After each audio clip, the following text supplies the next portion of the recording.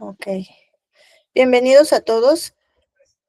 Este es su curso de Identificando Ritmos de Paro para el personal de salud. Vamos a empezar con la sesión número 1. Antes de empezar, ¿tienen alguna duda en relación a sus actividades de esta semana en la plataforma Canvas?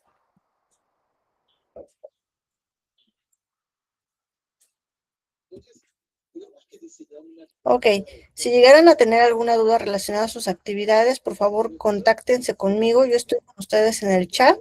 Me llamo Vania Zuleika Pacheco Sánchez, estoy al pendiente de todas sus actividades, ¿sale? Bueno, pues el día de hoy tenemos el gusto de presentarles a su ponente, Jorge García Camarillo. Bienvenido, adelante. Hola, buenas tardes. Bueno, gracias por la invitación. Vamos a iniciar con el tema de identificación de arritmias. Cualquier duda o pregunta, pues siéntanse en confianza de, no sé, prender su micrófono o mandar su duda o su pregunta en el chat.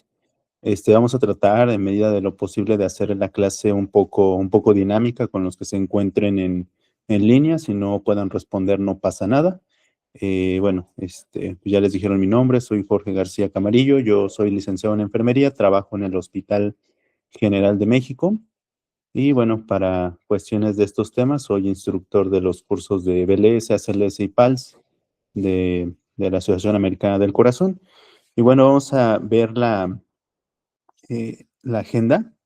Vamos a ver un poco de anatomía y fisiología, solamente muy básico sobre el corazón para recordar y puntos claves específicos que abordaremos y que tenemos que comprender para la cuestión de identificación de arritmias. Algunos principios básicos de electrocardiografía, cosas igual muy sencillas, simplemente para recordar y poderlo llevar a la práctica. Y la génesis de las arritmias, identificación y diagnóstico de las mismas, tanto ritmos lentos, bradiarritmias y taquiarritmias, y finalmente los ritmos de paro cardíaco. Simplemente son cuatro ritmos de paro, pero muchas veces no somos capaces de identificarlo. Por eso será importante que en esta clase ustedes lo sepan identificar y finalmente algunas conclusiones bastante sencillas. Bueno, para cuestiones eh, aquí de nuestra clase, pues tenemos que el corazón es un órgano muy importante, tal vez el más importante del cuerpo, y este está justamente en el centro del tórax, específicamente en el mediastino. Tiene un tamaño aproximadamente pues del puño de cada persona.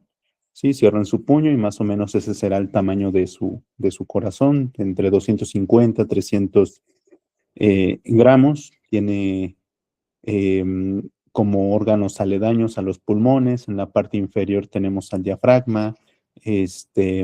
De él pues salen grandes vasos. En cuanto a vasos sanguíneos, los vasos que salen se van a llamar arterias y los vasos que llegan o los vasos que entran al corazón los vamos a llamar venas. Tenemos que de adentro hacia afuera tiene tres capas, ¿no? El endocardio, miocardio y pericardio. Después de este pericardio tenemos un epicardio que se divide en el parietal y en visceral, donde tenemos un líquido pericárdico, tenemos un sistema eléctrico de conducción, tenemos también pues tres haces internodales entre el nodo sinusal y el nodo auriculoventricular, uno anterior, uno medio y uno posterior. Posteriormente tenemos a las de His, como se ve aquí a continuación, una rama derecha, una rama izquierda, un fascículo anterior, un fascículo posterior y finalmente las fibras de Purkinje. Cada uno de ellos va a tener diferentes frecuencias, el nodo sinusal siendo aparentemente el más importante. ¿Y por qué digo aparente? Porque muchas veces pensamos que si el nodo sinusal no trabaja, pues no trabajaría todo el corazón, pero realmente podemos tener un rescate del nodo auriculoventricular, que sería este. O si no, si hay una sección, podemos tener un ritmo gisiano que viene de las de His, de esta zona, o simplemente un latido aquí a nivel de las fibras de Purkinje. La frecuencia del nodo sinusal va aproximadamente de 60 a 100, que más o menos sí me sale de 60 a 100, ¿no? Latidos por minuto o impulsos por minuto. Recordemos que las células cardíacas tienen 5 propiedades. La primera, bueno, las primeras 3 son propiedades eléctricas y las otras 2 son propiedades mecánicas. Las primeras 3 son, la primera es la del vatmotropismo. Vatmotropismo quiere decir que el corazón o la célula cardíaca tiene capacidad de generar un impulso. Y no solamente es que tenga capacidad de generar un impulso, sino también que sea capaz de transportarlo. A eso le conocemos como dromotropismo. Y no solamente es de generarlo y de transportarlo, también lo tiene que hacer cierto número de veces. A eso le vamos a llamar cronotropismo. Entonces, las propiedades eléctricas es vatmo, dromo y cronotropismo. Posteriormente, las otras 2 propiedades mecánicas es el inotropismo. Inotropismo quiere decir fuerza de contracción o fuerza contráctil, y así como tiene capacidad de hacer constricción, también tiene que hacer dilatación, ¿ok? Esas propiedades, pues, las tenemos que comprender, ya que muchos de los fármacos, ya sea adrenalina, la que ocupamos durante el paro, atropina, que ocupamos en ritmos lentos, adenosina, que es un fármaco que vamos a ocupar para ritmos rápidos, o incluso en las arritmias, taquiarritmias, la amiodarona también la podemos ocupar. Estos fármacos van a intervenir en alguna de estas propiedades. Puede ser en una o pueden ser en varias. Incluso el marcapasos transcutáneo, transvenoso o percutáneo interviene, ¿no? Tanto en el vatmotropismo, en capacidad de generar un impulso, de transportarlo y hacerlo cierto número de veces. Eso lo podemos ajustar en el marcapasos, ¿no? Cualquier marcapasos que le coloquemos, lo podemos ir manipulando de esta manera. Muy bien, otra cosa importante, sabemos que tenemos 4 cavidades, 2 aurículas, 2 ventrículos. Lo que divide a estas cavidades, las de arriba y las de abajo, van a ser, tenemos una válvula tricúspide, que es esta que les estoy marcando aquí. Tenemos una válvula, bueno, la sangre llega a la aurícula derecha, posteriormente viene al ventrículo derecho, pasa a través de la válvula tricúspide y posteriormente por la válvula semilunar o sigmoidea, o en específico de este lado, válvula pulmonar, ¿ok? Se va a los pulmones, la sangre regresa a través de venas pulmonares, que son 4 del lado izquierdo del corazón a la aurícula izquierda, y posteriormente pasa por la válvula bicúspide al ventrículo izquierdo y del ventrículo izquierdo a la válvula aórtica, porque bueno, justamente va a desembocar en la arteria aorta. Y esto es muy importante porque de aquí, de la desembocadura de la aorta, y justamente donde se encuentra esta válvula del mismo nombre, que es aórtica, hay unos senos, los senos coronarios, que van a dar origen a la arteria coronaria derecha y a la arteria coronaria izquierda, que es justamente en este punto donde muchos de los fármacos van a generar efecto, o bueno, van a ingresar al miocardio, ¿sí? A partir de la coronaria derecha y la coronaria izquierda, para hacer muchas veces su función. Para fines de arritmias, más adelante vamos a ver que todo lo que viene de arriba o viene de las aurículas le vamos a llamar supraventricular, o por arriba de las de His, que las de His pues se encuentran en esta zona, y lo que viene debajo lo vamos a llamar de origen ventricular. Ok, eso es a grandes rasgos, un poco de anatomía y fisiología. En el caso de los movimientos del corazón, la contracción la conocemos como sístole y la relajación como diástole. Cuando veamos lo de paro cardíaco, vamos a ver que cuando damos una compresión generamos una sístole artificial, y cuando damos una descompresión, una diástole artificial. Y bueno, ¿en qué momento se irrigan las arterias coronarias? Es justamente en diástole, por eso es importante que hagamos una completa reexpansión del tórax.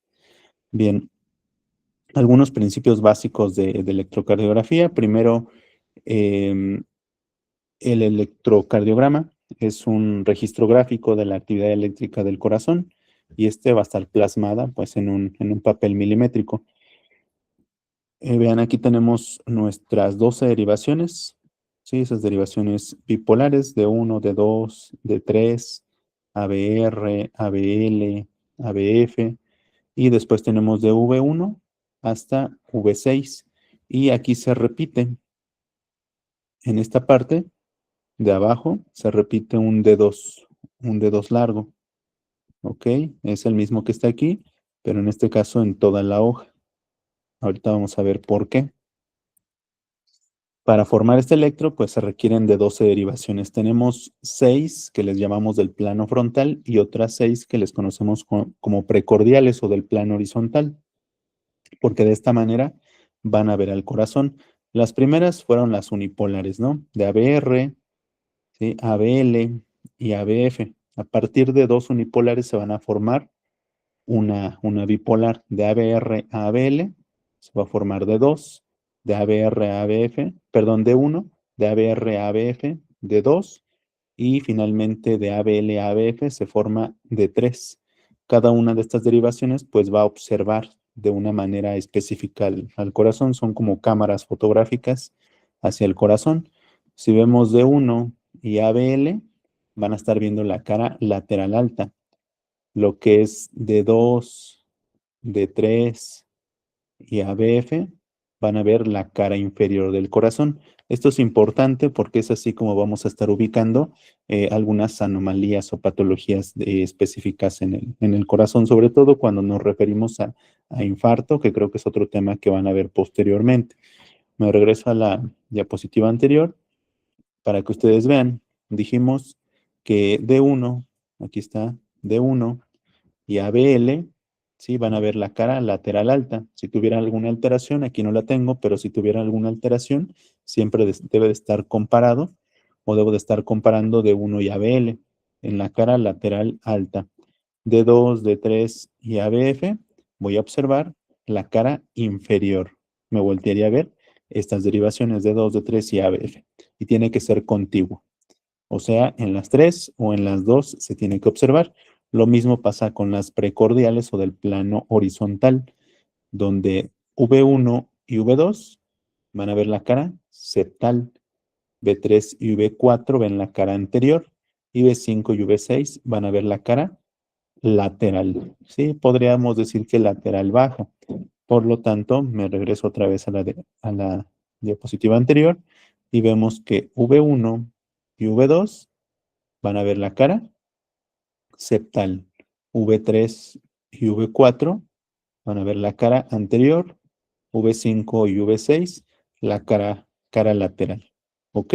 Por lo tanto, si tenemos una alteración en V1 y V2, a lo mejor una elevación del segmento ST, que lo veamos en estas dos derivaciones, podríamos decir que el problema está justamente en la cara septal, si está en V3 y V4, en la cara anterior, y V5 y V6, en la cara lateral.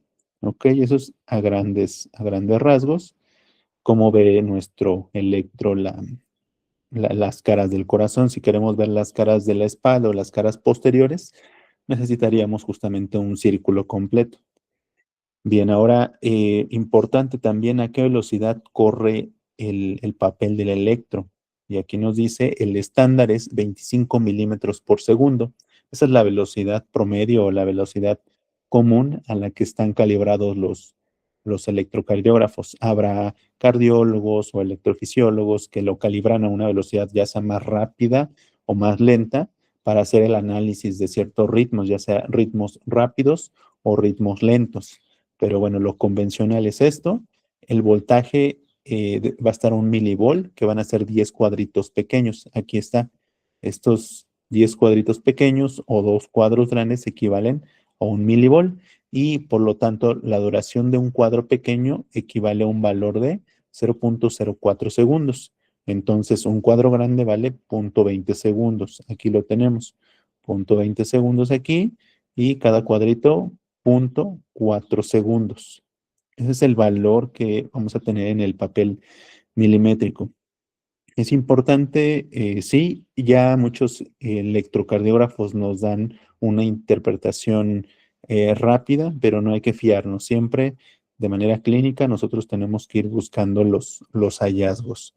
Ok, de manera igual rápida aquí tenemos las ondas, intervalos y segmentos. Sí, las ondas pues son aquellas deflexiones ya sea positivas o negativas en el papel milimétrico. Sí, van a ser las ondas, por ejemplo, la onda P, el complejo QRS formado por estas tres letras que ven aquí y la onda T.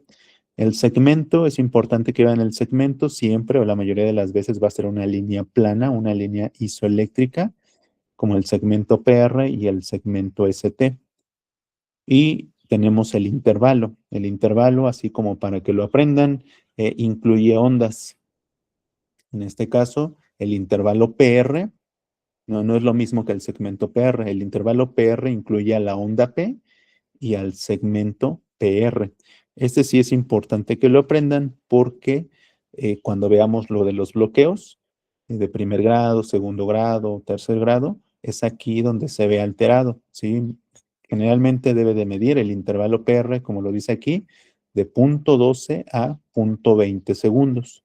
O sea, máximo de 3 cuadritos pequeños a 5 cuadritos pequeños o a un cuadro grande como máximo.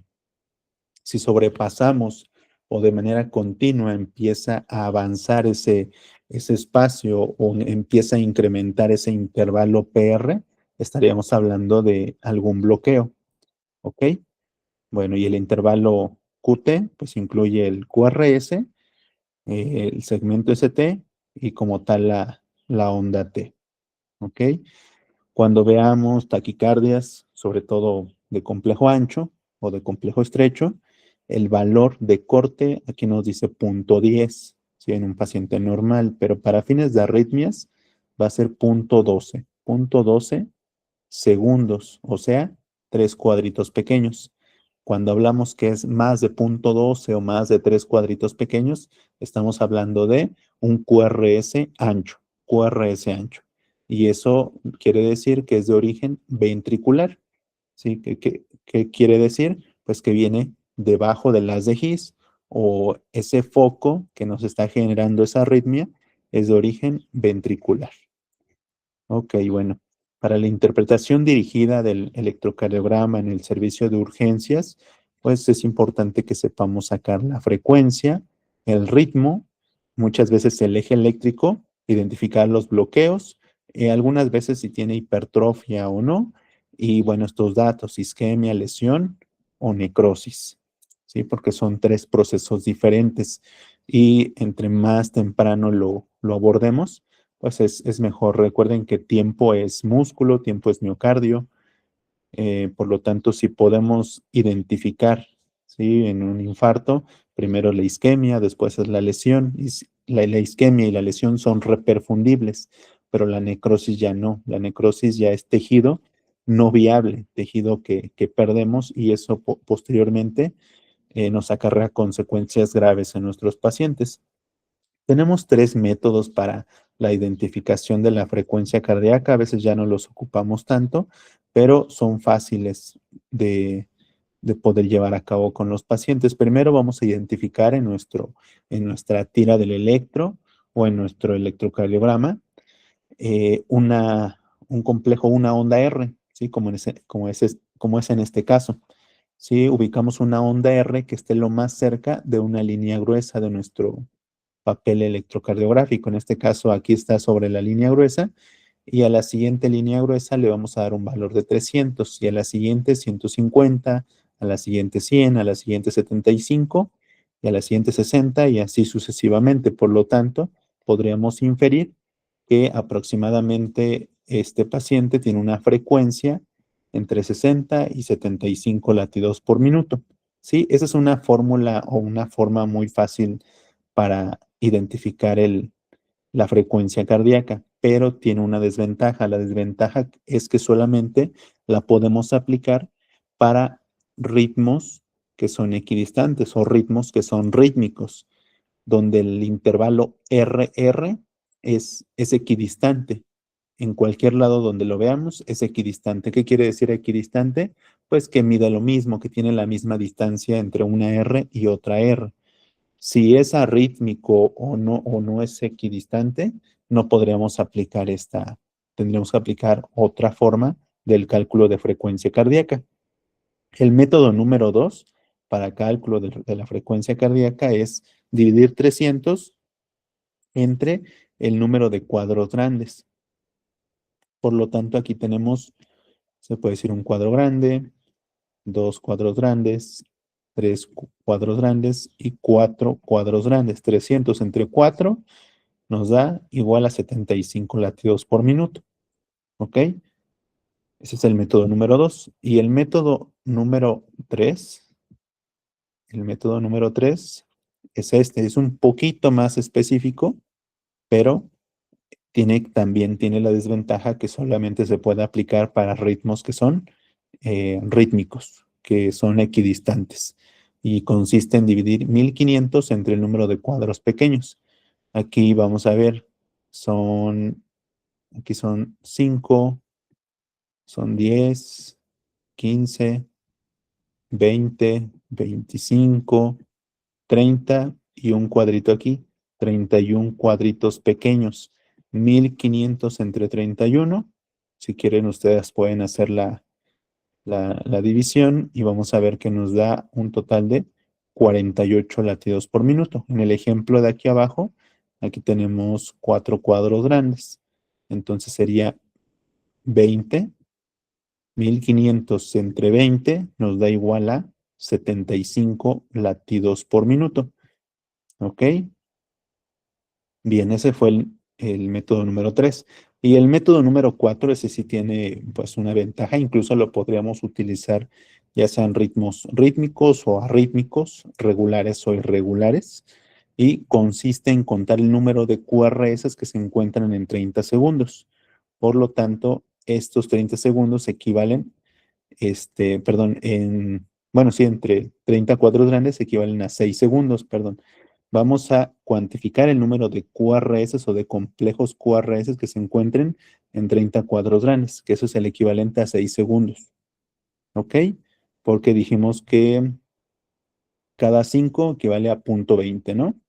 Entonces, vamos a ver aquí la flecha roja que está aquí arriba, que les estoy volviendo a dibujar, equivale a 30 cuadros grandes. Aquí ustedes la pueden consultar después en la grabación con más calma si quieren, pero son 30 cuadros grandes. Vamos a contar el número de QRS que hay en esos 6 segundos o en esos 30 cuadros grandes y posteriormente multiplicarlo por 10. Aquí nos dice que son 7, pero vamos a hacerlo nosotros. Aquí es un QRS, dos QRS, 3, 4, miren, aquí nos faltó 1, 5, 6, 7, 8. 8 QRS que caben en estos 6 segundos o en estos 30 cuadros grandes. Por lo tanto, bueno, aquí en el ejemplo dice 7 por 10, una frecuencia cardíaca aproximadamente de 70 latidos por minuto, pero ya vimos que nos faltó uno, ese sería el octavo. Por lo tanto, en vez de 70, son 80 latidos por minuto. Y esas serían las formas para cálculo de la frecuencia cardíaca. Ahora vamos a ver el ritmo. Aquí es importante para ver el origen anatómico del latido cardíaco, principalmente cuando se visualiza la onda P, podemos decir que es de origen sinusal. Si no tuviéramos onda P, el origen sería de otro lado, tal vez sería del nodo auriculoventricular o de las de His, pero para que el ritmo, digamos que sea sinusal, primero tenemos que observar una onda P y que esta onda P, ¿sí?, preceda a un QRS, que la onda P sea positiva, excepto en ABR. De hecho, el ABR en nuestro electro, vamos a ver más adelante otro ejemplo, pero ABR siempre debe de ser negativo. La frecuencia cardíaca debe de estar en un rango normal de 60 a 100, el complejo QRS menos de 0.12 segundos, o sea, un QRS estrecho, y la distancia entre una R y una R debe de ser constante. En todas debe de ser constante y la distancia de la onda P y P también debe de ser constante. Esto es de manera sencilla para analizar el ritmo. Ahora, identificación del eje cardíaco. ¿Para qué nos sirve esto del eje? Pues para saber si tiene alguna patología o alguna alteración que esté desviando el eje del corazón hacia algún lado, ya sea derecho, izquierdo o el corazón se encuentre normal. En este caso, lo normal es que esté, vamos a irnos a nuestro electro, vamos a observar la derivación de D1, ¿sí? Aquí está D1 y ABF. En D1 tenemos que ver que ABR sea positiva, ¿sí? Así debe de ser positiva. Y pongan su mano como haciendo, este, como like, positivo. Y ABF también debe de ser positivo. Si es positivo, en su mano izquierda, si los dos son positivos, el eje está normal, el eje está bien. Pero, por ejemplo, si D1 es positivo y ABF es negativo, su eje va a estar desviado hacia la mano que se hace negativo. En este caso, ABF es negativo, él está desviado hacia la izquierda, ¿sí? Una desviación hacia la izquierda. En el caso de que tengamos D1 negativo y ABF positivo, tenemos una desviación del corazón hacia el lado derecho. Y si D1 y ABF ambos son negativos, tenemos una desviación indeterminada o una desviación extrema del eje cardíaco. Y eso es importante. Muchas veces en algunos bloqueos de rama, si tenemos bloqueo de la rama derecha, seguramente vamos a tener una desviación del corazón o del eje cardíaco a la izquierda. Si tenemos un bloqueo de la rama izquierda, seguramente el eje está desviado a la derecha. ¿Esto por qué?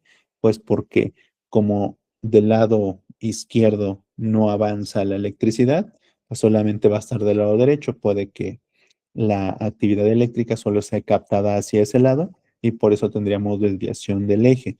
En cuestiones más clínicas o de alguna patología como en la hipertensión, cuando los pacientes hacen cardiopatía hipertensiva, puede que si tienen un ventrículo muy grande, su eje esté desviado o más recargado hacia el lado izquierdo, porque ese ventrículo izquierdo crece por aumento de la poscarga del lado izquierdo. ¿Ok? Si tenemos un neumotórax que se empieza a generar y le tomamos el electro, dependiendo de hacia qué lado se esté desviando el corazón, pues también va a estar el eje cardíaco. ¿Ok? Algo que tampoco les había comentado es que, bueno, en cuestión de em, del nodo sinusal, de los haces internodales y todo el sistema eléctrico de conducción, aquí más o menos dibujo el sistema eléctrico de conducción nuevamente, y este eje eléctrico sigue una dirección que va de arriba a abajo, de atrás hacia adelante, de derecha a izquierda, ¿sí? De atrás hacia adelante, de derecha a izquierda, de arriba a abajo, que es justamente la dirección que lleva el eje eléctrico del corazón. Y si se dan cuenta, pues va más o menos aquí en el rango de color verde, ¿sí? Podríamos decir que em, en esta dirección que va aquí, ¿ok? Si fueran manecillas del reloj, pues veríamos que está entre las 3 y las 6 de la tarde, ¿ok? Bueno, aquí tenemos el electro normal, ahora vamos a tratar de hacerlo de manera sistemática. Primero, pues hay que ver el nombre del paciente, aquí no está el nombre del paciente, pero siempre verifiquen, ¿no? De quién es ese electro que tomaron, que esté bien calibrado, 25 milivolts, 25 milímetros por segundo a 10 milivolts. Y vamos a ver primero, ¿no? Que tengamos ABR negativo. ABR aquí es negativo, quiere decir que está bien tomado. De preferencia nos vamos a D2. Vemos que tenemos aquí onda P visible y en todas aparentemente tenemos onda P visible, lo que nos dice que es un ritmo sinusal. Ahora vamos a ver la equidistancia de R y R.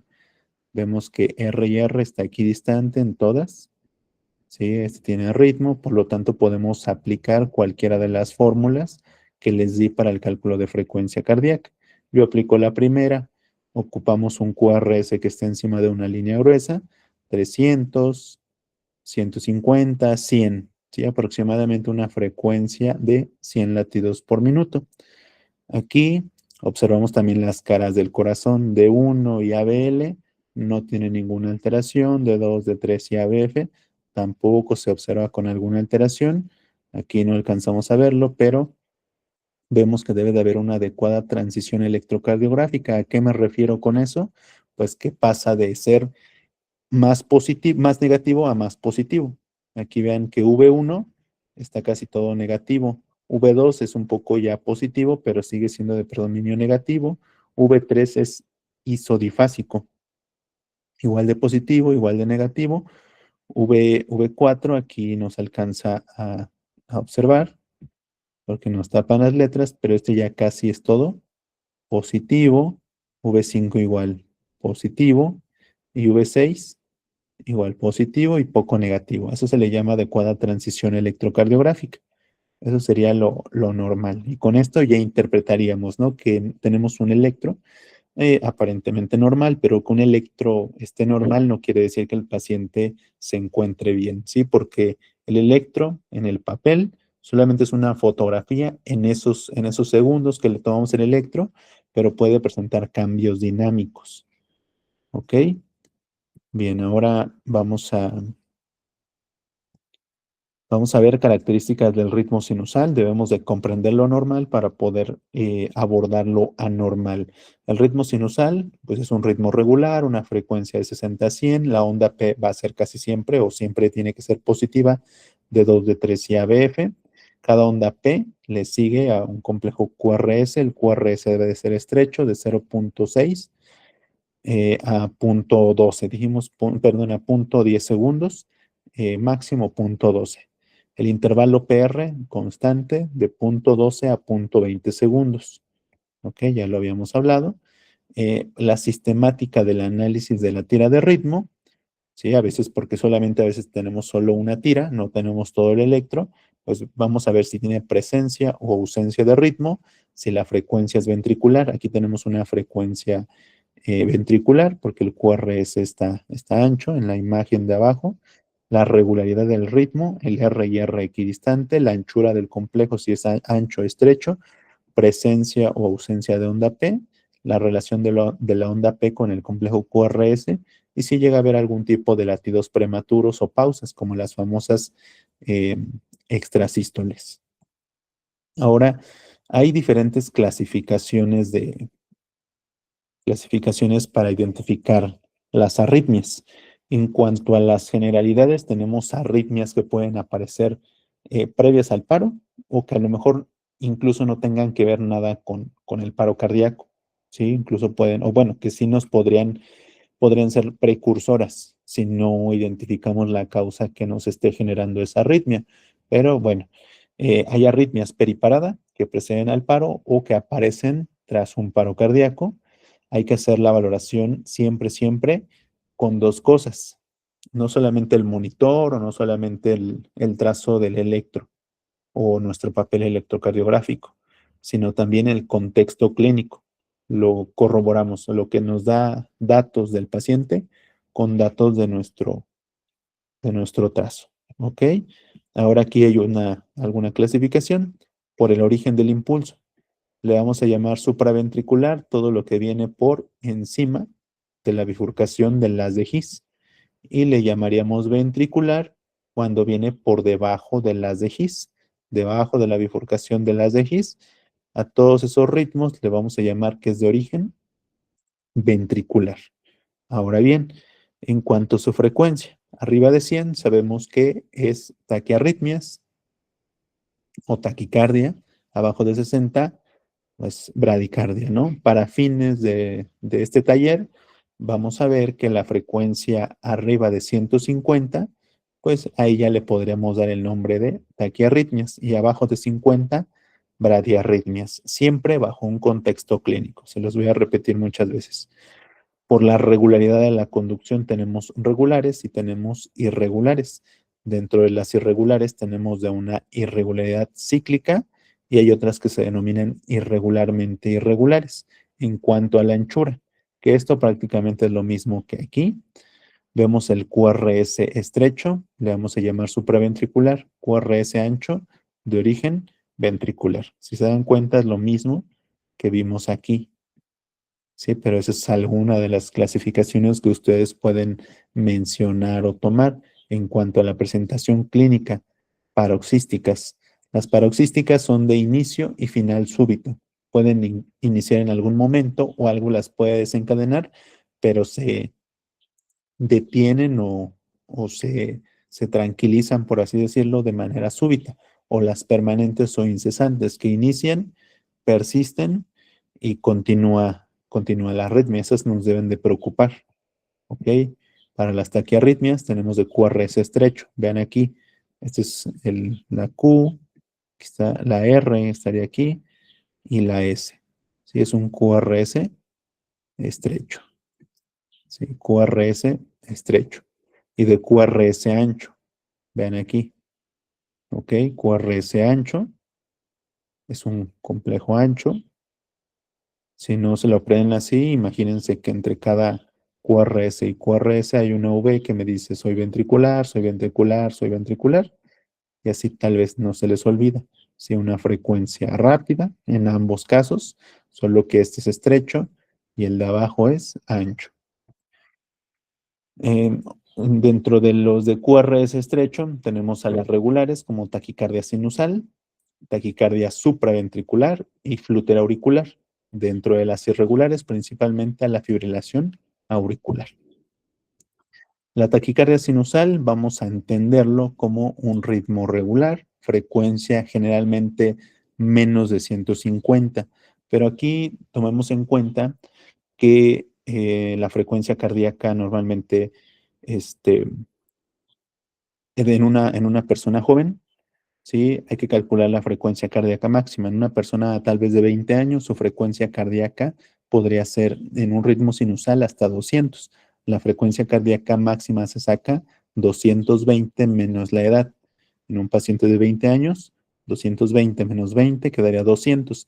Sin problema, en una situación de estrés fisiológico, de mucho ejercicio, su corazón, en teoría, podría llegar hasta 200 latidos sin generar datos de bajo gasto. ¿Sí? Para fines de, por ejemplo, la AJA pone un límite que es 150, ¿ok? Pero ustedes lo tendrán que individualizar porque en un paciente de tal vez de 50 años, ¿sí? 220 menos 50 podría llegar en teoría a tal vez hasta 170 de latidos por minuto. Sí, onda P normal, cada onda P le sigue de un complejo QRS, el QRS debe ser estrecho y el intervalo PR constante. Aquí tenemos un ejemplo de taquicardia sinusal. Este ritmo no debe de ser tratado, me refiero a con fármacos o de manera agresiva, sino debemos de tratar las causas que te generan taquicardia sinusal. ¿Qué cosas nos elevan la frecuencia cardíaca? El dolor, el estrés, la ansiedad, la hipertermia, el trabajo respiratorio, son cuestiones que elevan la frecuencia cardíaca. Por lo tanto, hay que tratar de disminuir primero esas cuestiones. Para la taquicardia supraventricular, aquí tenemos que es un ritmo regular, pero su frecuencia aquí ya puede ir desde los 150 a 250 en adultos. En niños incluso puede ir a más, algunos pacientes pueden llegar a más frecuencia cardíaca. La onda P no se ve, ¿sí? Casi nunca se ve, y el complejo QRS va a ser estrecho. Vean aquí, complejo QRS estrecho y una frecuencia de más de 200. ¿Ok? Esa es una taquicardia supraventricular. Aquí tenemos el flúter auricular, que es de una frecuencia entre 250 y 350, el ritmo auricular, ¿sí? Ese es el ritmo auricular. Y no vamos a tener onda P, lo que tenemos son ondas Fs, Fs mayúsculas, son los famosos dientes de sierra. Y la relación de Fs con QRS puede ser 2:1, 3:1 o puede ser 4:1. El ritmo ventricular puede ser regular, salvo en algún bloqueo, pudiera variar, y los complejos QRS son estrechos. Vamos a analizar un poco este trazo, el de color gris.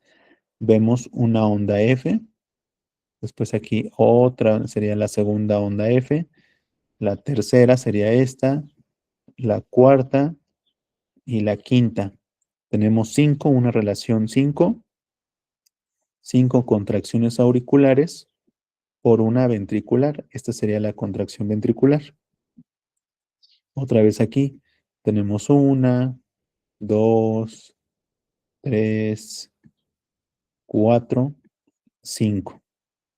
Se podría decir que la aurícula, a ver si lo ven ahí, la aurícula late 5 veces, 1, 2, 3, 4, 5, por un latido ventricular.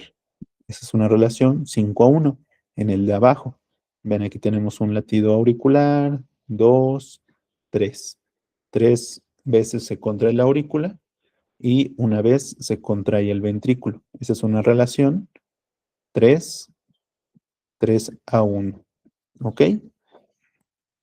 Ahora la fibrilación auricular. La fibrilación auricular podemos aquí tener un ritmo auricular de más de 400 latidos por minuto. A estas ondas pequeñitas que se ven aquí, ondas caóticas, se les va a llamar ondas Fs minúsculas y pueden ser no visibles. Cuando no son visibles, sobre todo en frecuencias cardíacas elevadas o en respuestas ventriculares rápidas. ¿Eso qué quiere decir?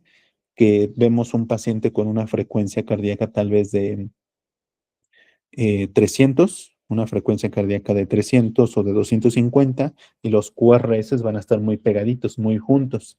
Entonces yo no voy a poder ver esta parte de aquí de las ondas Fs minúsculas. ¿Qué tenemos que hacer? Pues tratar de bajar esa frecuencia cardíaca. ¿Cómo lo podemos inferir? Pues que la R y la R entre algunos intervalos no son equidistantes, sino hay una variabilidad entre la distancia entre una y otra. ¿Ok?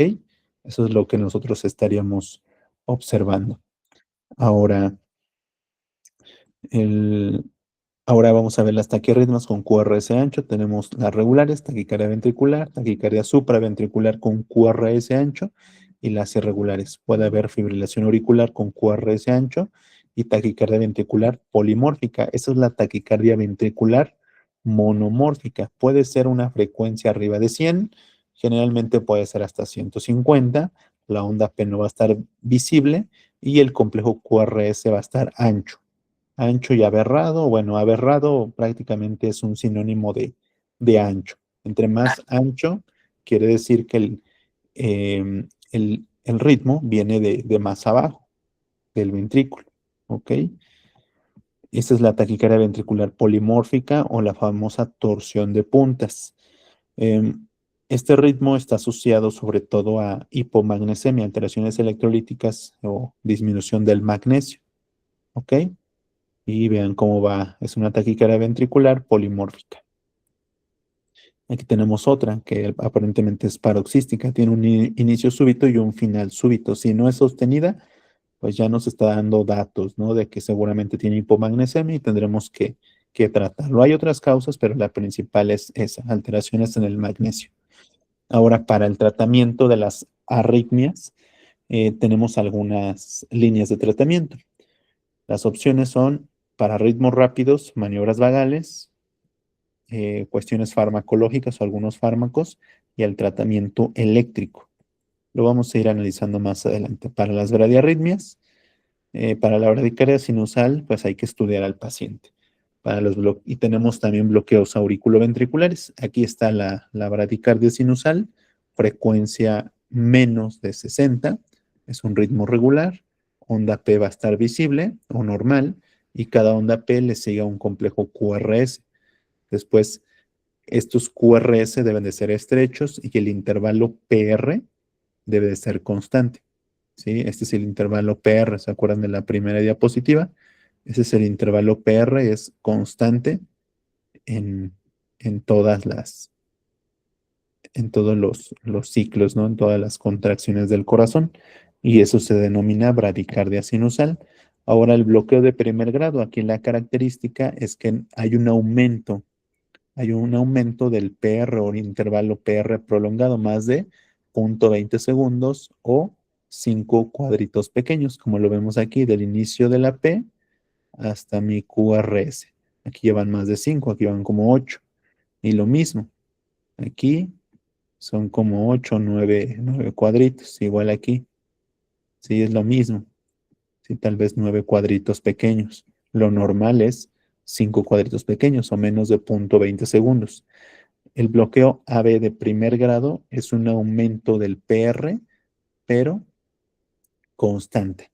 En todos mis ciclos o en todos mis intervalos van a medir lo mismo, ¿sí? Más de 0,20, pero todos el mismo tamaño. Ese es el bloqueo auriculoventricular de primer grado. Ahora vamos a ver el bloqueo auriculoventricular de segundo grado o MOVITS 1, que en este caso va a tener un intervalo PR con un aumento progresivo. En este caso mide 6 cuadritos, aquí mide 7, aquí mide 9.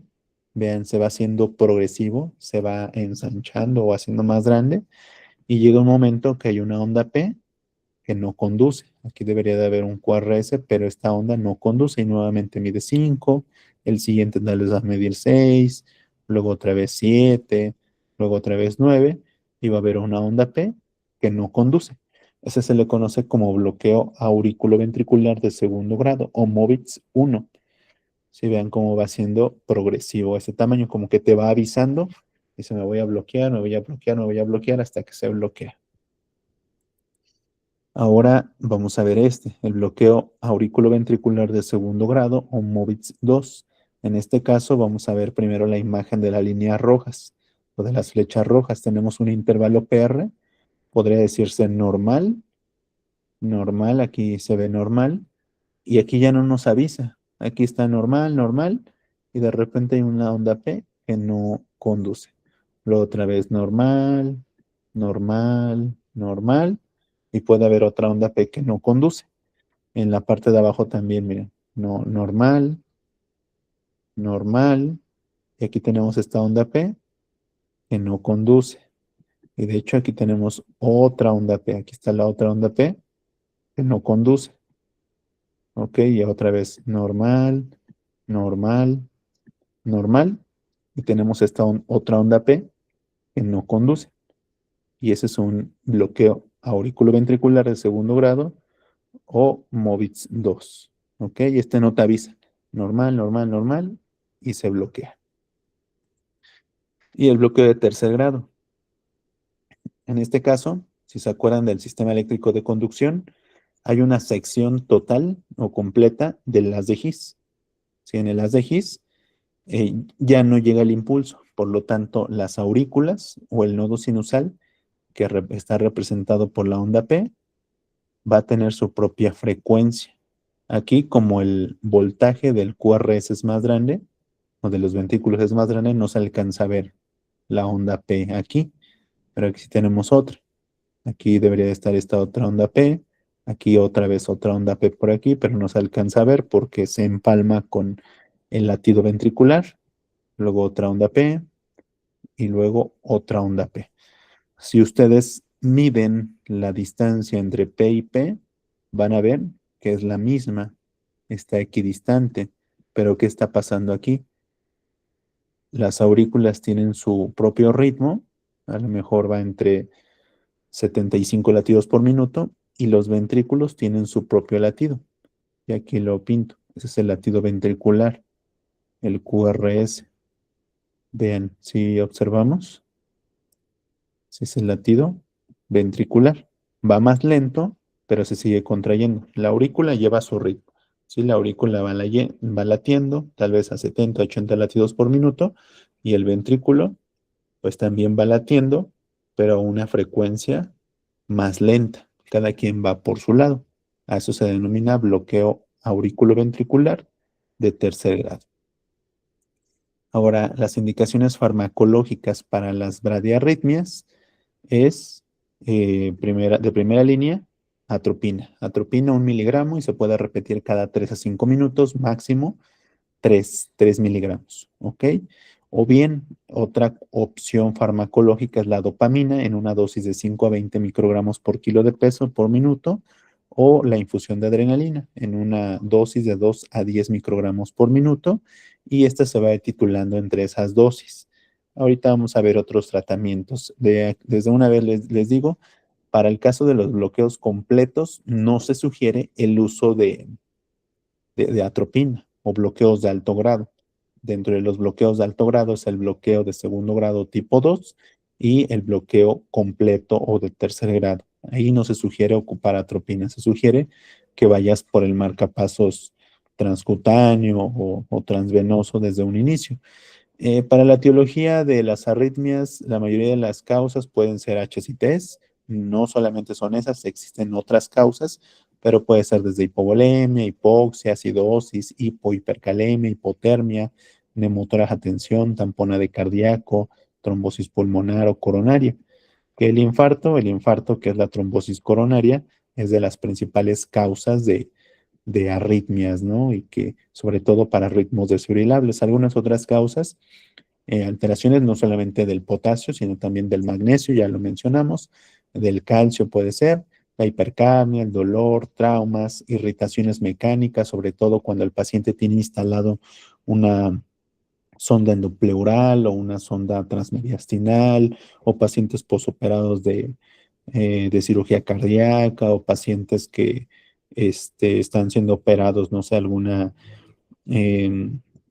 laparotomía, ¿sí? Que les estén haciendo tracción de tal vez de los intestinos, o estén causando compresión del corazón o de algunos nervios que pueda generar o desencadenar una arritmia. Y bueno, por regla general, el 80% de las arritmias son reversibles y antes pues de ser tratadas o de que hagamos una intervención a alguna arritmia, de preferencia deberíamos de evitar estas complicaciones para evitar generar una arritmia. Y bueno, esto de la génesis de las arritmias, pues es casi no es un tema un poco árido, pero vean aquí, tenemos tanto para ritmos rápidos como para ritmos lentos, tenemos trastornos de la formación del impulso y trastornos de la conducción. En cuanto a las taquiarritmias, los problemas principales son por problemas de reentrada. ¿Qué es esto? Focos ectópicos que te generan otro impulso y se eleva la frecuencia cardíaca. Para cuestiones de bradiarritmias y de este lado, de aquí abajo, pues son los bloqueos. Generalmente puede ser por disfunción del nodo sinusal, sí, también podría generarse una bradiarritmia, pero lo que más vamos a estar viendo son bloqueos.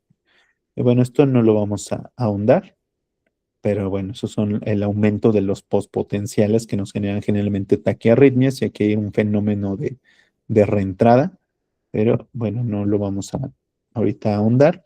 Hay factores, no solamente HCTs, las cirugías, cirugía cardíaca, cirugía no cardíaca, estimulación vagal, como ya les alcancé a mencionar hace un momento. Estos tipos de factores nos pueden generar pues incluso el paro cardíaco.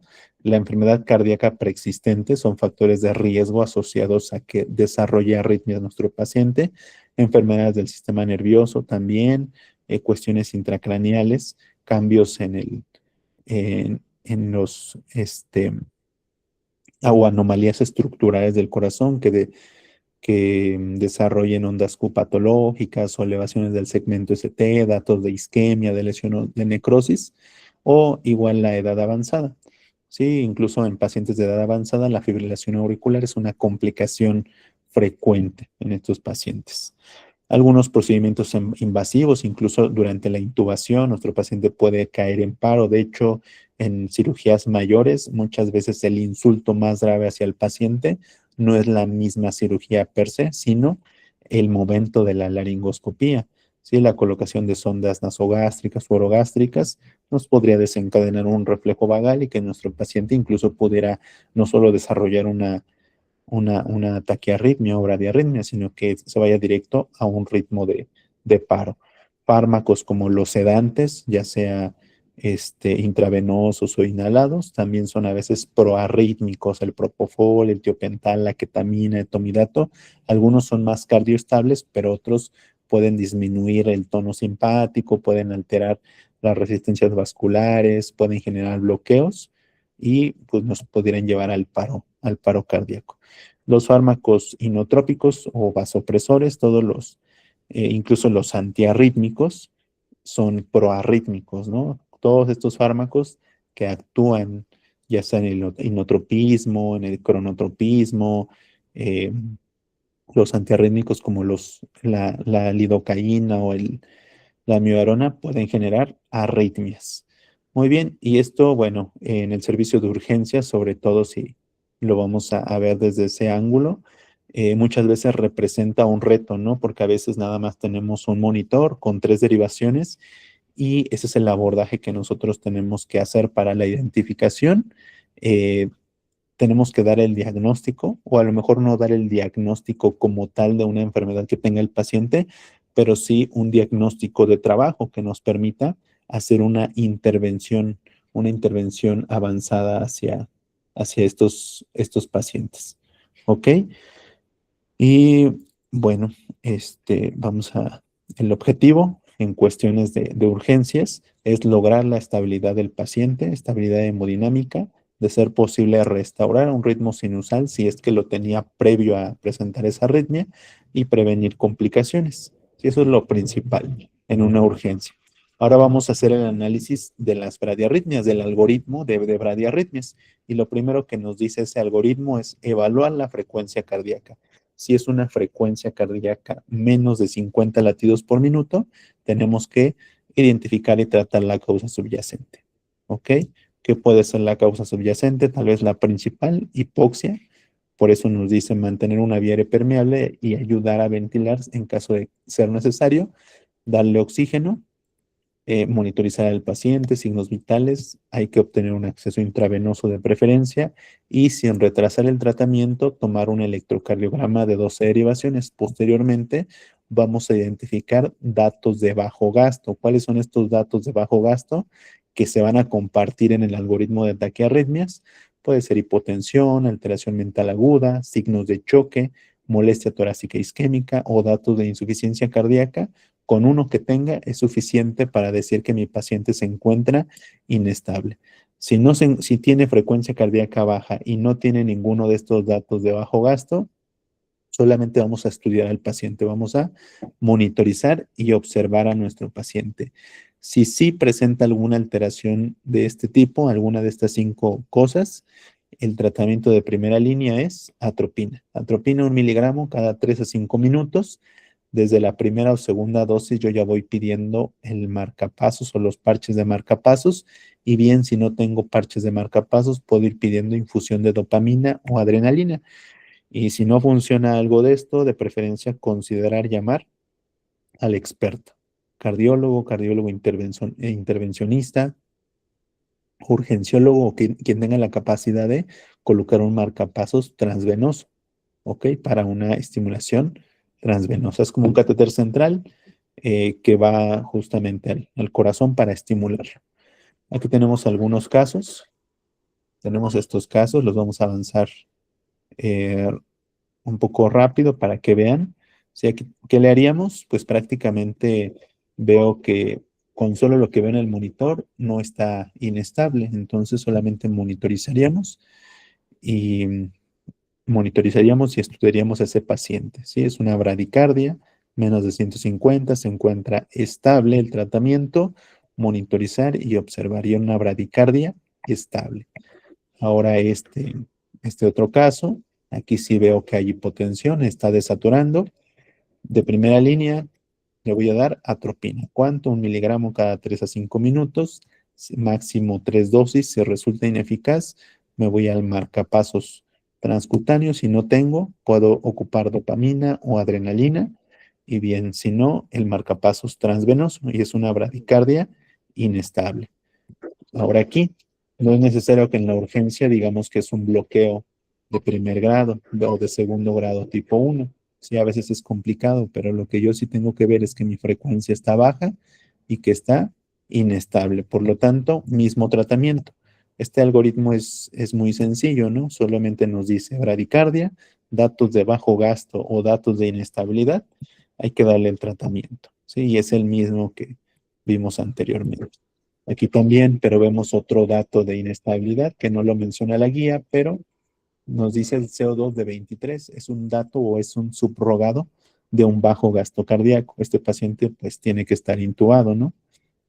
Por eso tenemos la onda de capnografía está hipotenso, desaturando, baja capnografía está inestable. El tratamiento, pues atropina, 3 dosis máximo, si no funciona, pedir los parches de marcapasos o ir directamente a los parches de marcapasos. Y bien, si no funciona, hay que considerar la infusión de dopamina o adrenalina. Y en este caso en específico, al ser un bloqueo de segundo grado tipo 2, se considera bloqueo de alto grado. Las guías, por ejemplo, ACLS nos recomienda que apliquemos atropina, pero ya les había mencionado, para eh, bloqueos de alto grado, se sugiere que solamente sea irnos directamente a los parches de marcapasos transcutáneo o bien el marcapasos transvenoso. Ok, ese es un bloqueo AB de segundo grado.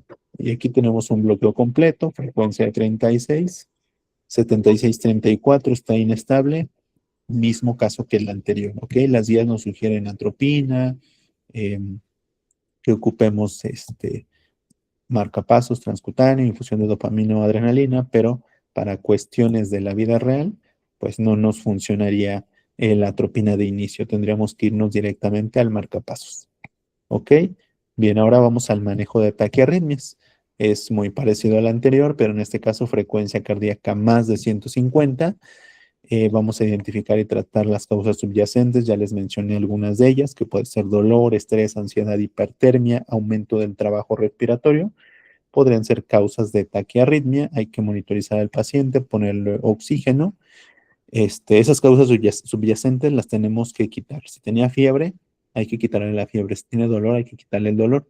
Si se quita esa taquicardia, era una taquicardia sinusal, pero si se mantiene y tiene más de 150 de frecuencia cardíaca, hay que tomarle un electro, de ser posible, sin retrasar el tratamiento y ir en busca de estos datos, ¿sí? De manera intencionada.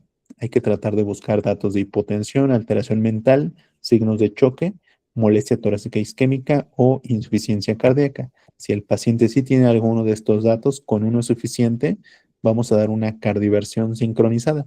Y es importante, considere dependiendo de la gravedad del paciente. Si está muy grave, probablemente yo no lo voy a sedar, porque estos fármacos sedantes pueden depletar más la hemodinamia del paciente. Pero si no está tan grave o si tienen mucha experiencia o de acuerdo a qué tan experto sea el clínico que lo esté tratando, puede decidir sedarlo o no sedarlo.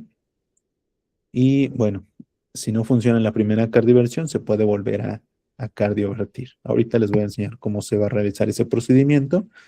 Y bueno, siempre tratar las causas subyacentes. En el caso de que no presente inestabilidad hemodinámica, tenemos que identificar si el QRS es estrecho o ancho. Si mi QRS sí es ancho, más de 0.12, se considera administrar adenosina. ¿Sí? Puedo aplicar adenosina, 6 miligramos. O bien infusión de antiarrítmico. ¿Qué antiarrítmico? La amiodarona, 150 miligramos de amiodarona y consultar con el experto. Esta no se aplica en bolo.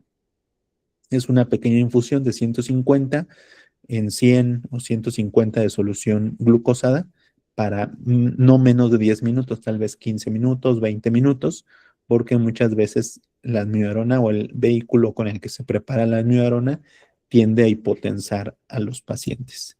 Ahora, eh, si no funciona, pudiéramos ir con una cardioversión eléctrica sincronizada. O bien, si mi QRS no es ancho, o sea, es estrecho, menos de 0.12 segundos, podemos iniciar con maniobras vagales. ¿Qué maniobras vagales? Puede ser masaje al seno carotidio. Aquí también sería muy extenso que hablemos de maniobras vagales, pero esa puede ser una. Hay que tener cuidado en pacientes añosos o que puedan tener alguna placa de ateroma a nivel de las carótidas. Más fácil pedirle que sople el émbolo de una jeringa de 10 mililitros, que sople y posteriormente lo sentamos, lo acostamos y elevamos las piernas. Si esa es una de las maniobras más eficaces. Pedirle que puje también sería otra maniobra vagal. La adenosina, si esta no funciona, si no funcionan las maniobras vagales, podemos ocupar adenosina. Si la primera dosis, 6 miligramos, y podemos ocupar una segunda dosis de 12 miligramos. Incluso se habla de una tercera dosis de 18 miligramos de adenosina en caso de que no revierta. Ahorita vamos a ver también la técnica para administrar la adenosina. Podemos ocupar beta bloqueadores como diltiazem o verapamil como antagonistas del calcio y considerar consultar con el experto. ¿Ok? Muy bien, aquí les puse todas las arritmias que podríamos encontrar en cuanto a taquiarritmias, ¿sí? Esas prácticamente son todas. La taquicardia sinusal, la taquicardia con pulso estable. Tenemos que darles nombre y apellido porque a partir de esto vamos a ver cuál va a ser su tratamiento. La taquicardia con pulso estable de complejo QRS estrecho y ritmo regular. Ahora, aquí vamos a ver puras estables, si se dan cuenta. Aquí están, solo estables, que prácticamente serían las mismas de aquí abajo, si ya empezaron a observar. Pero solamente aquí son estables y aquí son inestables. Taquicardia con pulso, estable, complejo QRS estrecho, pero aquí el ritmo es irregular, si cambia del anterior. Ahora, taquicardia con pulso estable, complejo aquí, el QRS es ancho, pero el ritmo es regular. Y aquí abajo, taquicardia con pulso estable, complejo QRS ancho y ritmo irregular. Ya en la parte de abajo son prácticamente las mismas, solamente que en este caso son inestables. ¿Sí? Si ustedes dan el nombre de taquicardia con pulso, estable o inestable, complejo ancho o estrecho, ritmo regular o irregular. Eso es lo que nos va a ayudar a dar con el diagnóstico y tratamiento. ¿Sí? Manejo, vamos a ver el manejo de las taquicardias estables.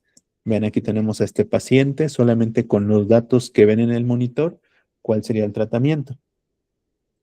En este caso, 144, tiene buen llenado capilar, supongamos, y es una taquicardia sinusal. Tal vez este paciente tiene fiebre, tiene dolor, estrés, ansiedad. Es un ritmo regular, tratamiento, identificar y corregir la causa. Si tiene dolor, hay que quitarle el dolor. Ese sería el tratamiento. Ahora vamos a ver este otro caso.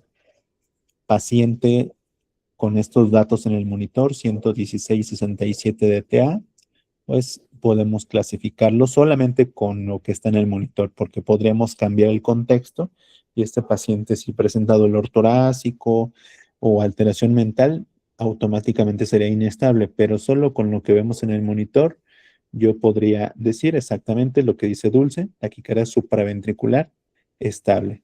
Muy bien, Dulce. Eh, entonces, ¿qué le haríamos? ¿Cuál sería el tratamiento? ¿Cuál sería el tratamiento para este paciente? Podemos Maniobras vagales. Muy bien, Dulce y Arturo contestaron correctamente maniobras vagales, cualquiera de la que yo les mencioné. Si no funcionan las maniobras vagales, ¿ok? Soplar, de preferencia de 10, genera un poco más de presión, pero si no tenemos, se puede con la de 20, Dulce. Si no funcionan las maniobras vagales, ¿qué otra cosa podríamos hacer?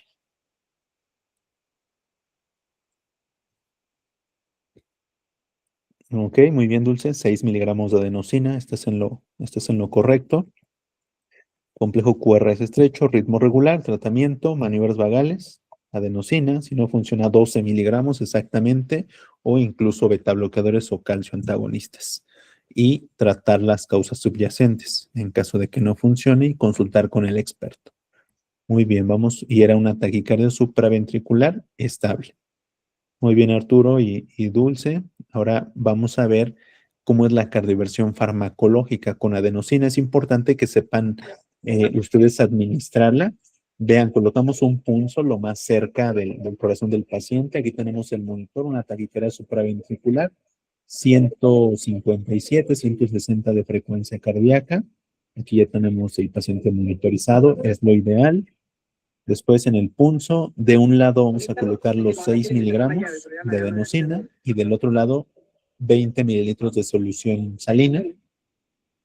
De un lado la adenosina sin diluir, vean aquí, viene en 2 mililitros, 6 miligramos en 2 mililitros, ahí está la jeringa sin diluir.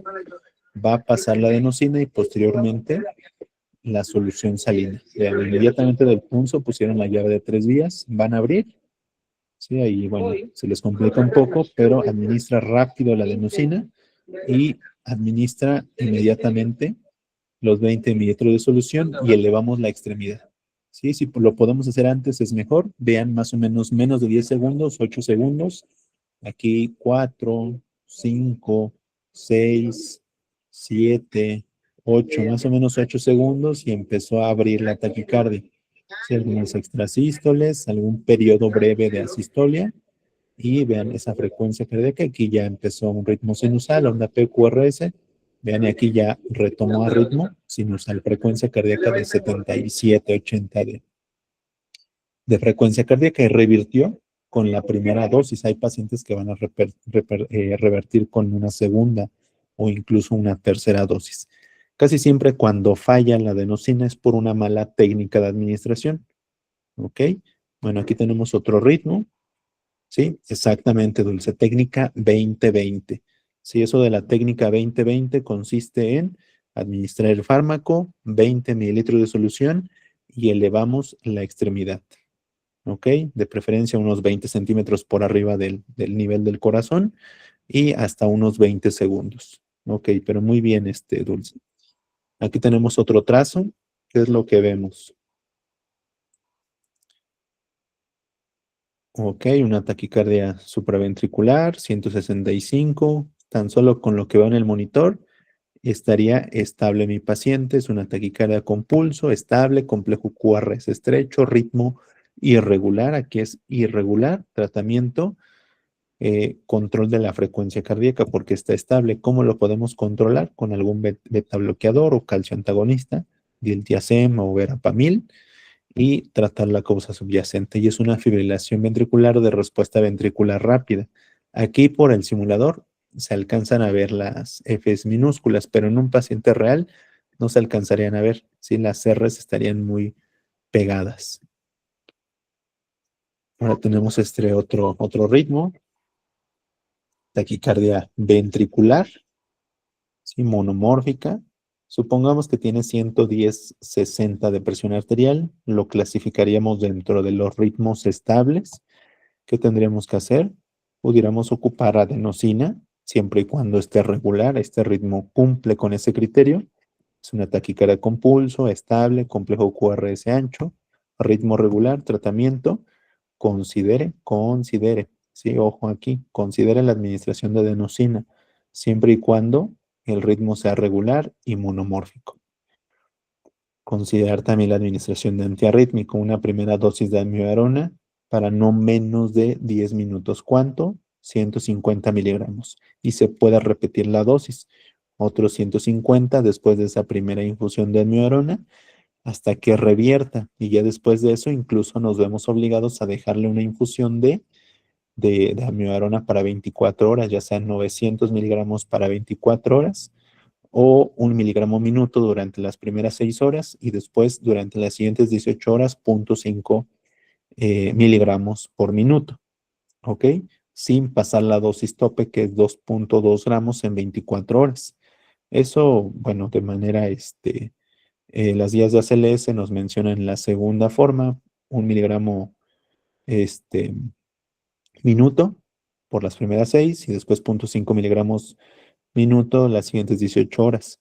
O la forma convencional, 900 miligramos para 24 horas.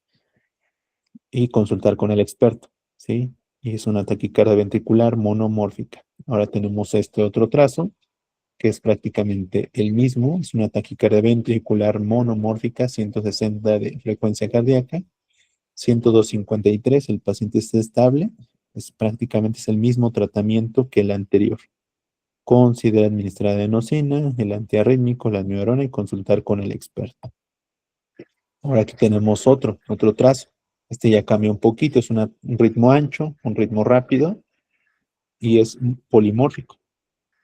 102.53. ¿Qué tendríamos que hacer? En este caso ya no podemos aplicar la adenosina, tendríamos que irnos al antiarrítmico, en este caso la amiodarona, y consultar con el experto. Y es una taquicardia ventricular polimórfica. Aquí vemos la famosa torsión de punta. Supongamos que tiene 110-60 de presión. Se encontraría estable, estrictamente se encuentra estable. ¿Qué tenemos que hacer? El tratamiento, 2 gramos de sulfato de magnesio. ¿Ok? Antiarrítmico o sulfato de magnesio. Ok. Ahora vamos a ver el manejo de las taquiarritmias inestables. Esas son de las guías pasadas. Ahora, para los ritmos irregulares, nos sugieren ¿cuáles serían los ritmos irregulares? Bueno, en el caso del flúter auricular y la fibrilación auricular, nos sugieren que iniciemos a 200 joules. Sí, 200 joules sería la dosis recomendada. Para el complejo estrecho regular, yo les sugiero que lo hagan a 100 joules. ¿Ok? Para el complejo QRS ancho, igual podemos hacerlo con 100 joules. Para el caso, ya les dije, de fibrilación auricular y este, flúter auricular, 200 joules de inicio. Para el QRS ancho y cuando es irregular, esa es la excepción a la regla, es el único ritmo que aunque tenga pulso se desfibrila. Vamos a ver un caso de eso para que lo aterricemos más adelante. Este es un monitor ya viejito. Este puntito que ven aquí quiere decir que está sincronizado. ¿Qué quiere decir eso? Que mi descarga va a caer justamente en la contracción del corazón o en la R. En estos monitores, en los de la actualidad, esta sincronía desaparece. ¿Sí? Si queremos volver a dar una cardioversión, tenemos que volver a sincronizar nuestro monitor. Vamos a verlo en esta. Aquí tenemos una taquiarritmia, una taquicardia supraventricular, complejo estrecho. Aquí tienen parches del monitor desfibrilador. Eso sería lo ideal. Y vean cómo revirtió a ritmo sinusal. ¿Ok? Ahora vamos a ver aquí este paciente con una frecuencia cardíaca de 220, presión arterial de 68/31. ¿Cuál sería el tratamiento de primera línea? Es una taquicardia con pulso. Paciente Cardioversión. inestable. Muy bien, Arturo nos dice que cardioversión, exactamente, cardioversión eléctrica. Puede ser a 100 joules. Sí, es un ritmo regular. Cardioversión de 50 a 100. Vámonos con 100. Y es un ritmo estrecho.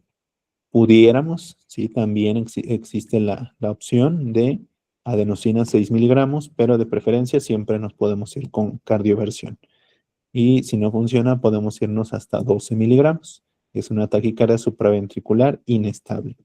Ahora tenemos este otro. Taquicardia supraventricular 167, es con pulso, inestable, QRS estrecho, ritmo irregular. ¿Sí? Aquí podríamos irnos también directamente a la cardioversión con 200 joules. Y es una fibrilación auricular de respuesta ventricular rápida. Aquí tenemos este otro caso, es una taquicardia ventricular monomórfica. Aquí está sincronizado el monitor, frecuencia cardíaca de 185.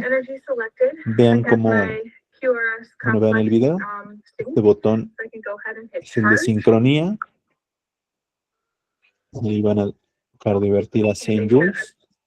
Escuchen ese cambio de sonido que lo hacen todos los monitores cuando nos dicen que la carga está lista. Aquí descargo desde el monitor porque tiene parches, pero esa taquicardia ventricular continúa, sí, es persistente. ¿Qué tenemos que hacer? Pues dar otra cardioversión. De preferencia vamos a volver a sincronizar. Fíjense cómo no está sincronizado aquí. No tenemos la muesquita, la flecha, el punto o la línea que nos marca que está sincronizado. Vuelve a sincronizar. Aquí ya está otra vez sincronizado y va a duplicar la dosis. Sí, va a duplicar la dosis de cardioversión. Sí, ahí está, va a seleccionar, había 100 joules, ahora va a ocupar 200 joules. 200 joules.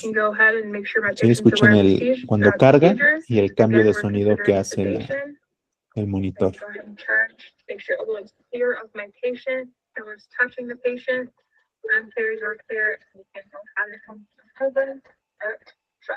Ok, descarga.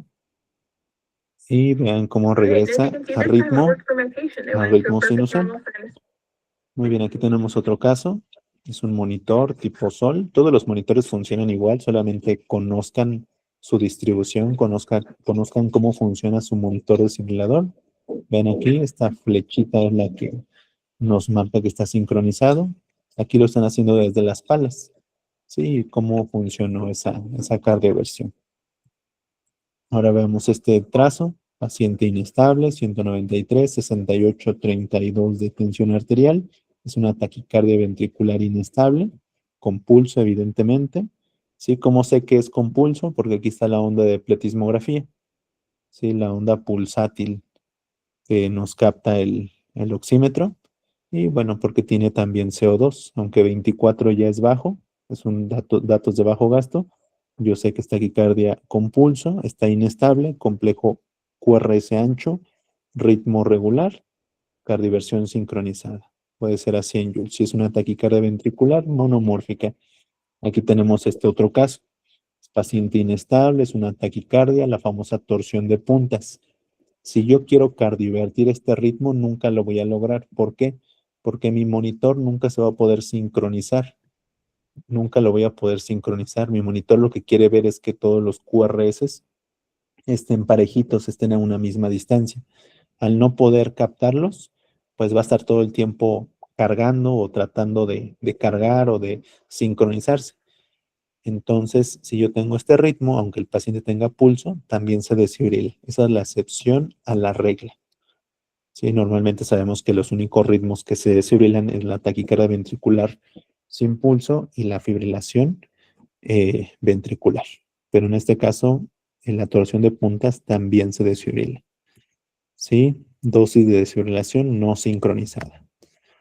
Bueno, esta imagen la podemos aprovechar. Tenemos una taquicardia supraventricular. Aquí lo interesante es que tenemos una línea arterial. Le haríamos caso a la presión arterial de la línea arterial porque es más fidedigna, pero aquí tenemos otra presión, la presión arterial no invasiva. ¿Sí?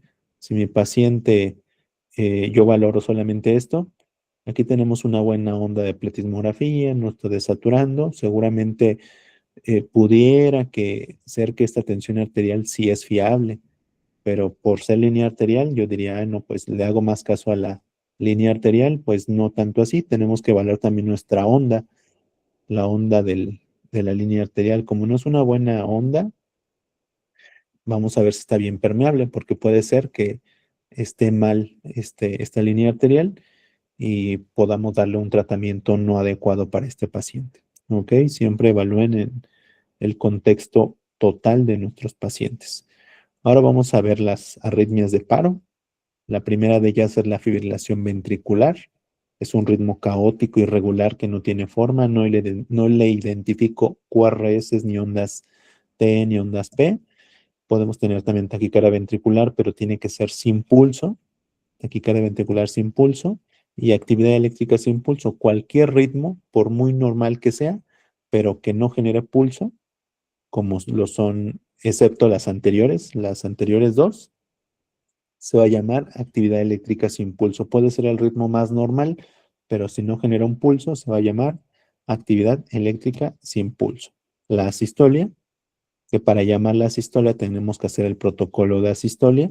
Si eso es una línea isoeléctrica, lo dividimos. Dos ritmos desfibrilables, fibrilación ventricular, taquicardia ventricular, y dos ritmos no desfibrilables, actividad eléctrica sin pulso y asistolia.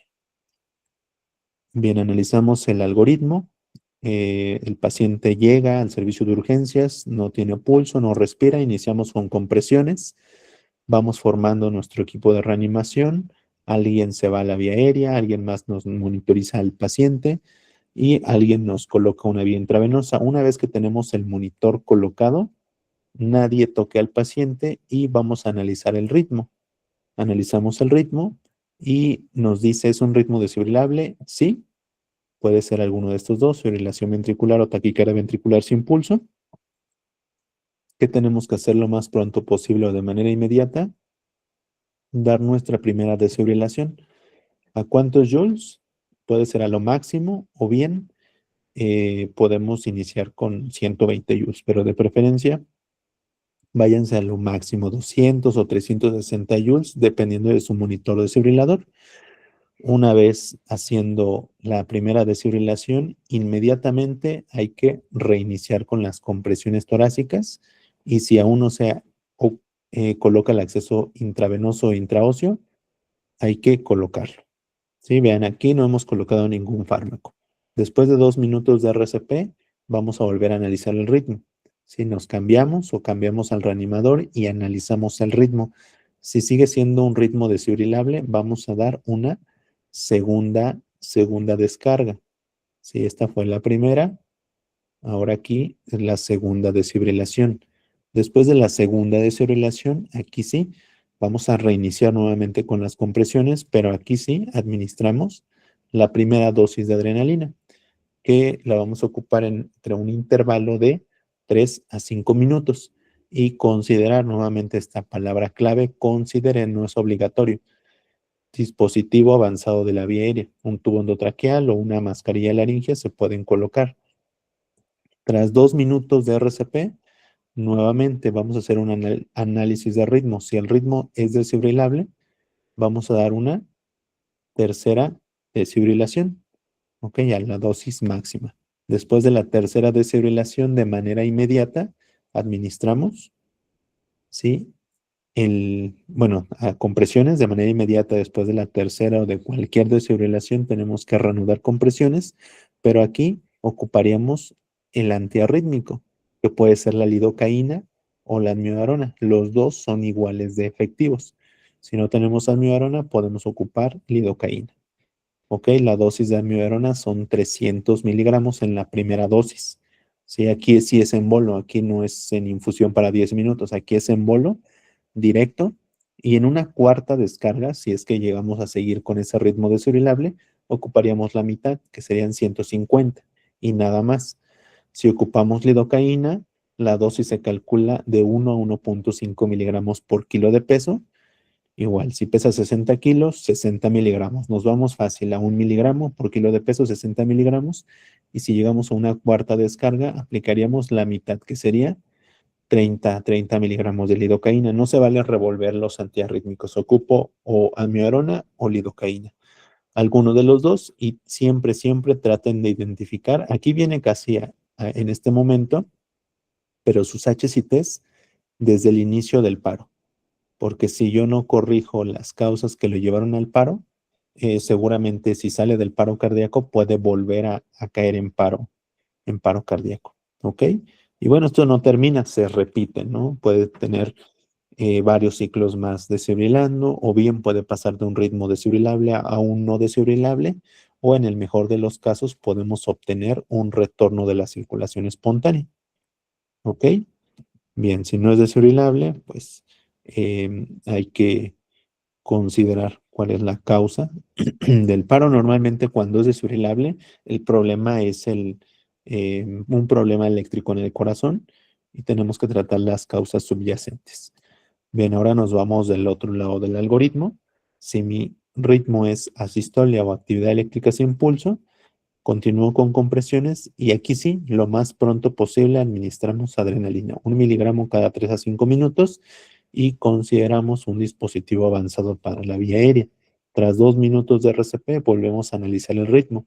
Si mi ritmo sigue siendo un ritmo no desfibrilable, pues seguimos con compresiones y adrenalina. Tratamos de buscar las HCTs. En estos ritmos, sí o sí, tiene que haber una causa. Generalmente en los pacientes hospitalizados, la causa más común de paro cardíaco es la hipoxia. Entonces, estadísticamente, pensemos siempre en hipoxia, después en hipovolemia, trombosis coronaria, para ir tratando esas causas y revertir el paro cardíaco. Si mi ritmo sigue siendo no desfibrilable, pues puede que aquí sí consideramos seguir o no con los esfuerzos de reanimación, o puede que nuestro ritmo evolucione a un ritmo desfibrilable, casi no pasa, pero pudiera llegar a pasar. O bien que salga del paro, nos iríamos a los cuidados posparo cardíaco. Dentro de los cuidados posparo cardíaco, pues es importante alcanzar algunas metas que, bueno, les voy a mencionar brevemente, pero importante, todos los miembros del equipo pues deben de saber identificar los ritmos desfibrilables, que es fibrilación ventricular y taquicardia ventricular. ¿sí? Si no tiene pulso, es taquicardia ventricular sin pulso. Ambos ritmos se desfibrilan.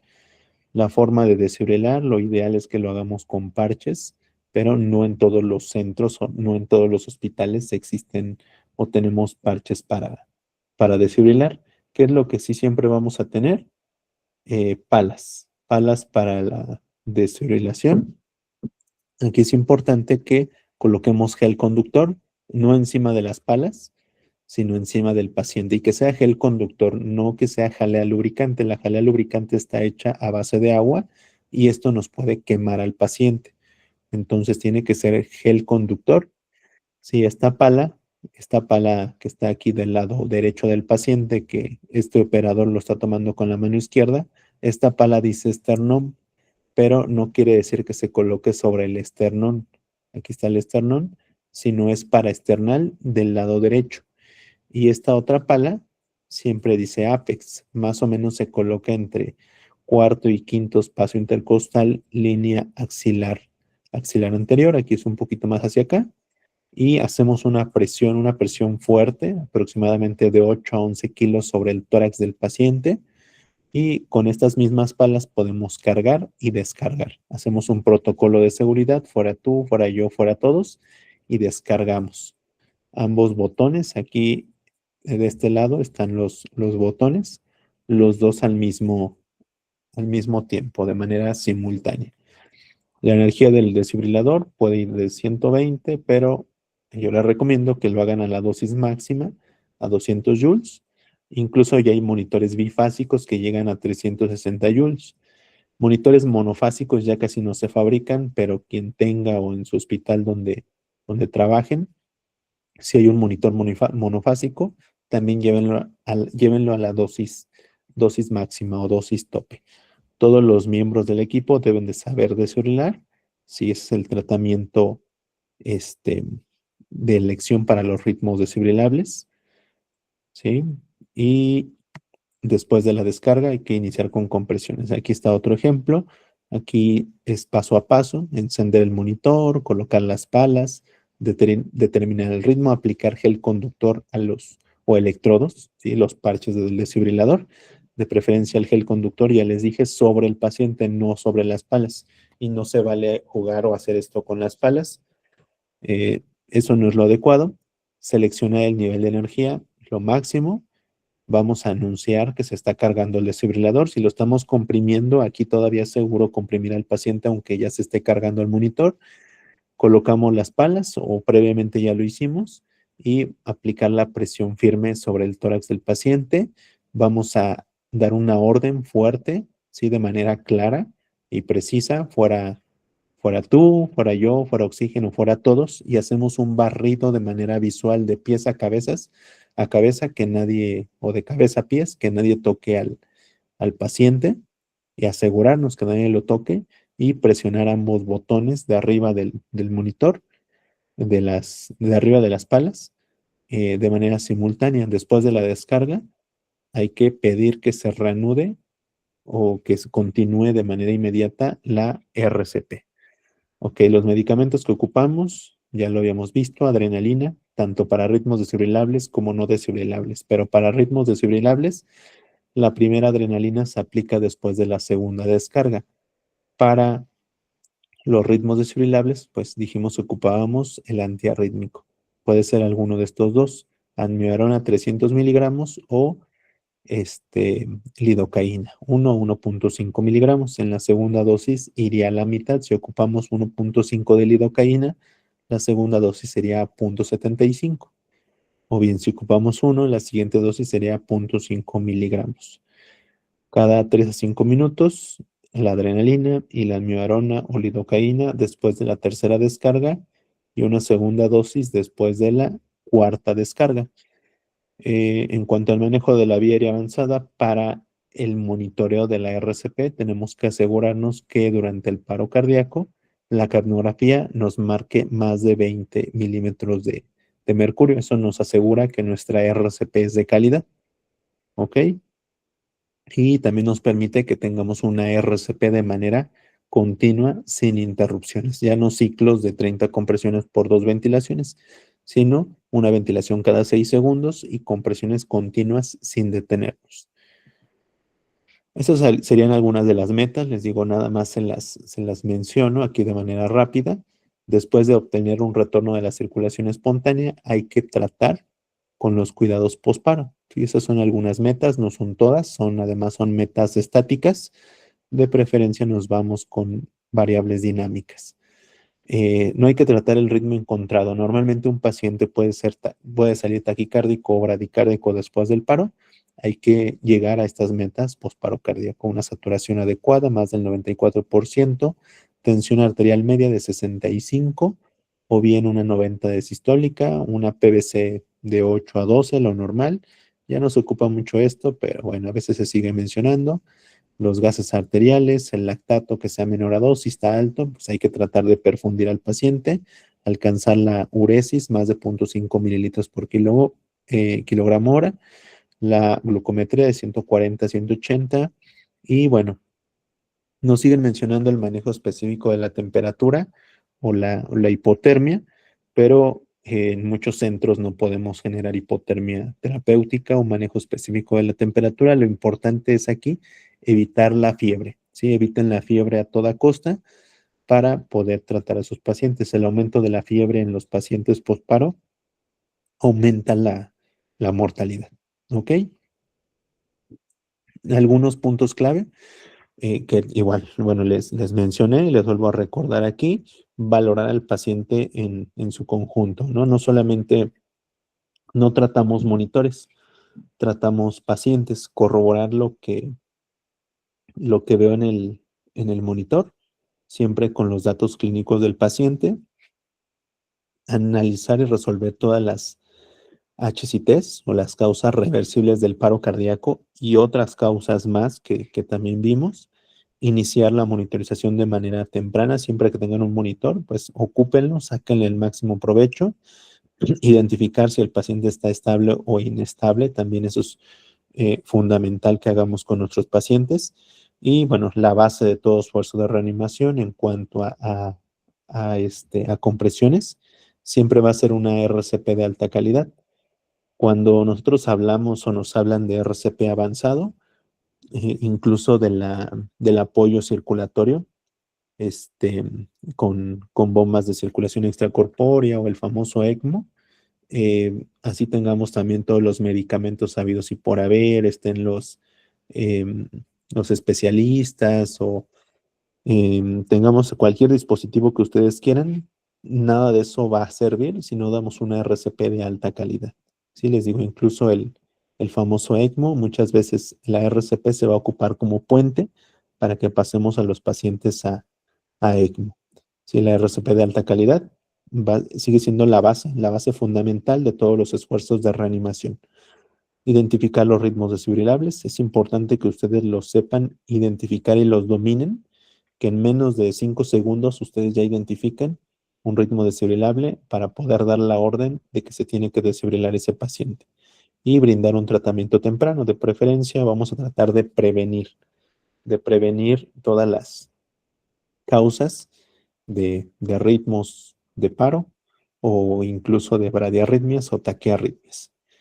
Bueno, eso sería todo de mi parte. No sé si tengan alguna duda, pregunta, inquietud.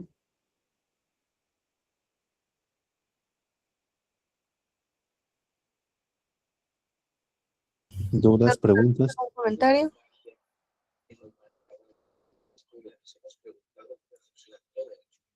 Pues parece que no. Nos vemos entonces la siguiente semana, ¿sale? Que tengan bonito fin. Cualquier cosa relacionada con sus actividades, por favor comuníquense conmigo. Acuérdense, yo me llamo Vania Zuleika Pacheco Sánchez y me encuentran en el chat. ¿Sale? Gracias a todos. Bueno, hasta luego. Hasta luego, gracias. El valor no radica en la respuesta correcta y el tiempo. Eso lo hace desde hace una década.